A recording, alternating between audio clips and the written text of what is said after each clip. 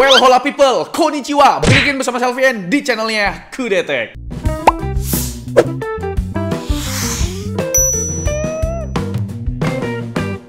Setelah kemarin si Jul nge-review iPad mini 6-nya, aku tuh jadi kepikiran gitu ya kan, buat nge-review produk yang sejenis juga. Tapi jelas bukan produk Apple ya kan, Android lah bro.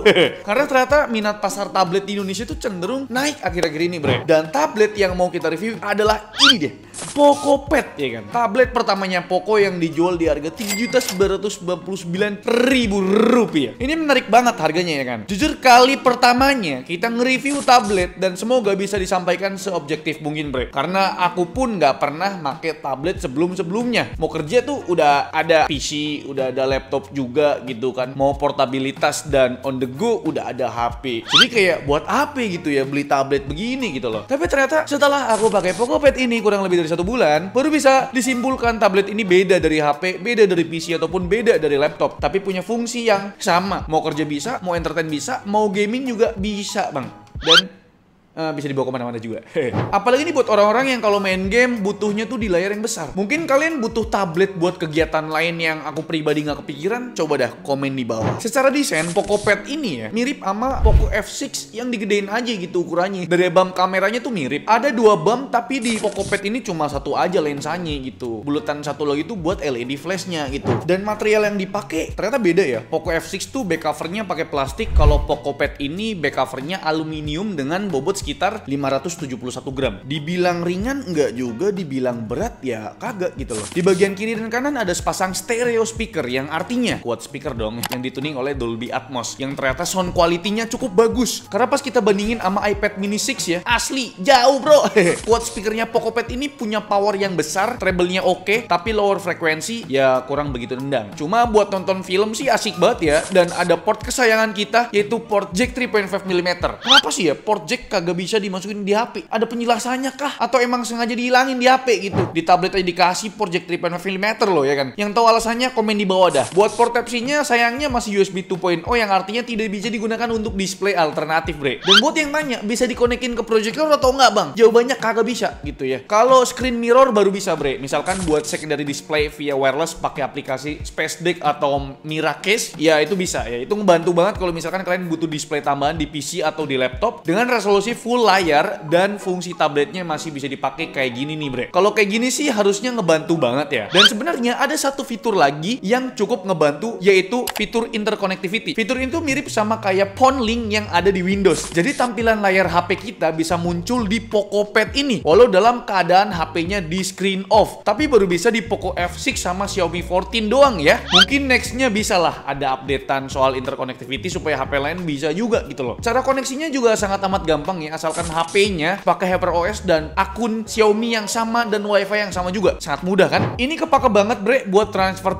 data ya, foto atau video yang seamless gitu loh. Di bagian layar yang ini yang menarik bre, karena di harga 3,9 juta udah dapat layar yang gede dengan ukuran 12,1 inci yang punya resolusi di 1600 x 2560p. Dan panelnya ini udah pakai proteksi Corning Gorilla Glass 3 ya, tapi panelnya masih IPS sayangnya. Cuma udah oke lah ya. Di harga 3,9 juta dapet tablet dengan refresh rate 120 Hz dan udah support Dolby Vision. Cuma emang tren tablet dengan layar gede ini masih segmented banget ya. Justru orang tuh pengennya tablet yang ukurannya 8 inci gitu loh. Ya semoga aja Poco nggak kapok lah ya buat bikin tablet, dan semoga keluarin yang ukurannya compact biar makin lengkap lah gitu kan jajaran tabletnya. Nah sekarang kita masuk ke spesifikasi nih ya. Poco Pad di harga 3,9 juta udah dibekali SoC yang udah beberapa kali kita coba, yaitu Snapdragon 7S Gen 2 yang kita sama tahu ya kan, ini adalah salah satu SoC yang cukup menyenangkan karena punya performa stabil, nggak panas-panas amat dan irit daya. Kalau dilihat dari performa Antutu 10 benchmarknya memang stabil sih ya. Tes 3 kali pun skornya sama-sama aja di kisaran 600 ribuan. Kalau dibandingin sama HP yang pakai SoC sama, ada Redmi Note 13 Pro 5G dan Poco X6 5G, skor Antutu 10 dari Poco Pad ini cenderung lebih tinggi dikit lah. Terus kita tes stability-nya pakai CPU throttling test selama 1 jam, itu stabil juga bre. Apalagi di menit-menit akhir makin hijau tuh grafiknya ya kan. Dan di pengujian lain ada Geekbench 6 pun performa performa 7S Gen 2 di Pocopad bisa diadu kayak di HP lain lah. Dan kalau udah lihat performanya tadi, artinya Pocopad ini bisa diajak buat gaming kan? 7S Gen 2 loh. Sayang kalau nggak dipakai buat gaming. Apalagi kan ini tablet yang layarnya gede, pasti lebih puas buat ngegame gitu loh. Aku pribadi enjoy banget sih ya main game yang biasa dipakai buat benchmark. Kayak misalkan Genshin Impact ataupun main Mobile Legends gitu loh. Karena visualnya jadi lebih gede kan. Tapi nih ya, resolusinya tuh udah dioptimalin supaya nggak berat-berat banget gitu loh. Kalau ngikutin resolusi bawaan tabletnya sih ya, aku rasa performa gamingnya kurang ya kan. Jadi tetap sih ya ada sedikit penurunan resolusi gitu ya kan. Ya oke lah ya, yang penting layarnya gede. Game pertama yang kita tes adalah Mobile Legends. Main 30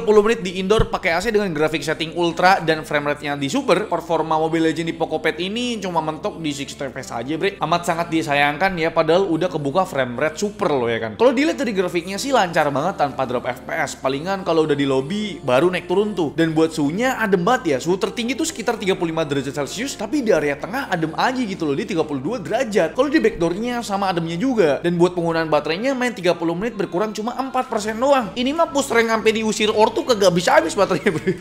Game selanjutnya ada Genshin Impact. Main 30 menit di indoor pakai AC dengan grafik setting medium 60 dan anti aliasingnya TAA, rata-ratanya tuh cukup menyenangkan bre. Sekitar 53 fps dengan minimum yang mantap di 44 fps. Karena kalau dilihat dari grafiknya sih nggak banyak naik turun ya. Biasanya kan kalau kita tes main Genshin di HP yang pakai 7S Gen 2 lumayan tuh ya kan naik turun FPS-nya. Ini dikarenakan suhu di Pocopad ini adem bre. Pas kita cek suhunya tuh cuma berpusat di area kamera aja. Ini bikin experience gaming jadi lebih nyaman karena terhindar dari permukaan yang panas. Pas kita lihat suhu maksimalnya di bagian layar tuh sekitar 40,5 derajat Celcius. Itu pun cuma di area kiri atas. Dan di area tengah tuh cuma 34 derajat Celcius. Sedangkan di area backdoor tuh sekitar 38 derajat Celcius di area kameranya doang lagi. Nih kalau di HP main Genshin 30 menit itu bisa sampai 43 sampai 44 derajat bre. Berarti ini kan enak banget pak, nggak panas. Dan buat penggunaan baterainya main Genshin 30 menit tuh berkurang 9% bre. Game ketiga ada COD Warzone yang bisa kita mainkan di preset medium dengan frame rate uncapped. Performa in-game-nya tuh bisa dapat rata-rata 43 fps. Karena game ini agak berat, grafik frame rate-nya tuh kurang stabil dengan minimum fps bisa drop sampai 25 fps bre. Walau gitu, suhunya nggak seanget pas kita main Genshin. Buat layarnya, area tengah cuma 33 derajat Celcius dengan hotspot 38 derajat Celcius. Begitupun buat suhu backdoor sisi tengah 33 derajat juga dengan hotspot di area kamera yang mencapai 38 derajat Celcius bre. Dan konsumsi baterainya masih sama aja ya bre. Main COD Warzone 30 menit cuma berkurang 9%. Game terakhir ada PUBG Mobile yang dapat preset grafik HDR dan frame rate-nya ekstrim. Masih main di indoor pakai AC selama 30 menit, performa in-game yang stabil banget di 58 fps dengan minimumnya cuma turun 1 fps aja. Bahkan buat konsumsi baterainya juga irit banget bre. Main 30 menit cuma berkurang 5% aja. Ini enak banget buat main PUBG Mobile asli dah. Dan mungkin kalian bertanya-tanya kenapa terlalu fokus sama tabletnya aja, aksesorisnya kagak dibahas. Sebenarnya ini juga ya bre ya, yang aku pribadi agak dilema. Karena kebutuhan tiap orang kan berbeza-beza ya kan. Ada yang emang cuma butuh keyboardnya aja gitu kan, karena lebih sering ngetik. Dan ada yang cuma butuh stylusnya aja atau pennya aja karena lebih sering coret-coret gambar. Dua aksesoris pendukung ini yang lebih sering aku pribadi pakai adalah keyboardnya bre. Dan fun fact bre, skrip video review Pocopad ini diketik pakai keyboardnya Pocopad pakai aplikasi yang ada di Play Store yang namanya Office Text Maker. Experience ngetiknya sih udah PC level ya, dan feel typing di keyboardnya standar aja ya, karena memang travel distance-nya tuh terlalu cetek menurutku. Cuma yang ku suka dari keyboardnya adalah magnetiknya, jadi bisa dijadiin stand dan case langsung. Terus udah gitu connect-nya gampang bre. Kalau switch on nanti di Pocopad muncul pop-up untuk connect, dan kalau connect ulang juga gampang banget, nggak sampai 1 detik udah auto connect. Terus kalau kalian mau jadiin Pocopad ini sebuah laptop karena keyboardnya udah ada, kalian tinggal modal mouse Bluetooth aja gitu loh. Contohnya di sini ada mouse Logitech, tinggal connect lewat Bluetooth dan jadilah layaknya sebuah laptop. Tapi kekurangannya sih stylus atau pennya nggak magnetik ya. Jadi ada semacam pengait gitu kayak kain gitu yang ada di paket pembelian keyboardnya ini bre. Buat naruh pennya ini nih. Nah ini bisa dilepas pasang nih, tapi nggak magnetik ya kan. Dan fungsinya ya selayaknya pen pada umumnya ya. Ada 2 tombol yang bisa kalian custom mau fungsinya jadi apa, buat screenshot, buat nulis-nulis tuh bisa. Dan yang tanya apakah Pocopad sudah palm rejection? Jawabannya sih sudah ya. Aku tes tuh ya nggak gerak-gerak ya, walaupun palmnya nempel ke layar gitu loh. Dan fitur-fitur lain yang ada di Pocopad ini sih masih ya belum banyak lah. UI-nya sih masih kelihatan simple, dan kalau fitur split app sih udah wajib ya. Tapi maksimal 2 aplikasi aja. Nggak bisa dipakai 3 aplikasi atau 4 aplikasi. Dikira Windows kali ya. Terus ada fitur floating apps, bisa digede-kecilin ukurannya, menyesuaikan aja sih ya. Tapi yang disayangkan sih absennya GPS di Pocopad. Ya aku ngerti sih ya, kalau ada GPS di tablet ini orang nggak akan beli head unit buat mobil gitu ya kan. Mungkin sih ya, tapi nggak tahu juga sih ya. Menurutku sih kalau tablet ada GPS-nya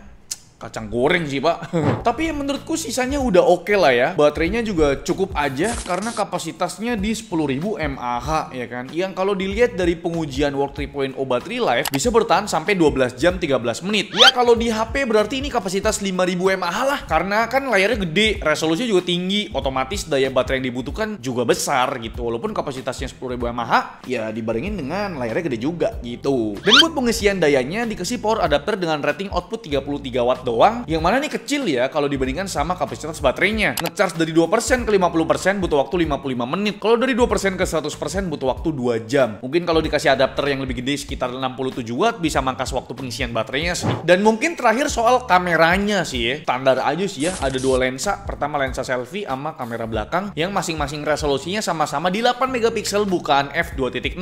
Dan support perekaman video 1080p 30 fps yang hasilnya cukup-cukup aja ya kalau misalkan kalian mau pakai buat Zoom meeting atau sekedar video call sama doi ya kan. Dan buat hasilnya kayak gini bre.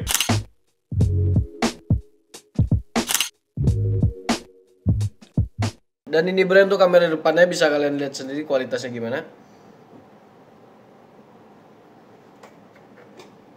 Dan ini kira-kira untuk perekaman kamera belakangnya.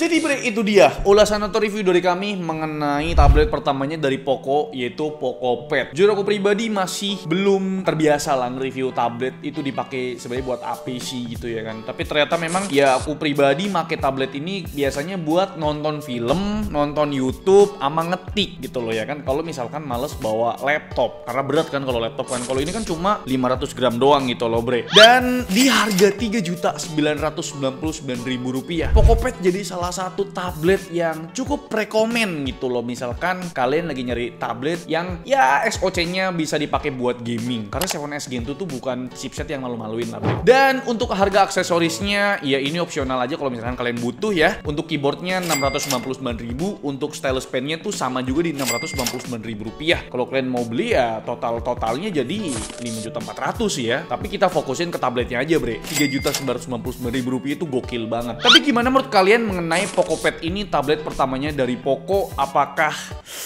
bagus atau tidaknya? Coba tulis di kolom komentar. Like video ini kalau kalian suka, dislike kalau kalian jelek banget, dan jangan lupa untuk tekan tombol subscribe yang warna putih karena udah gak merah lagi. Dan sampai jumpa di video lainnya. Bye bye.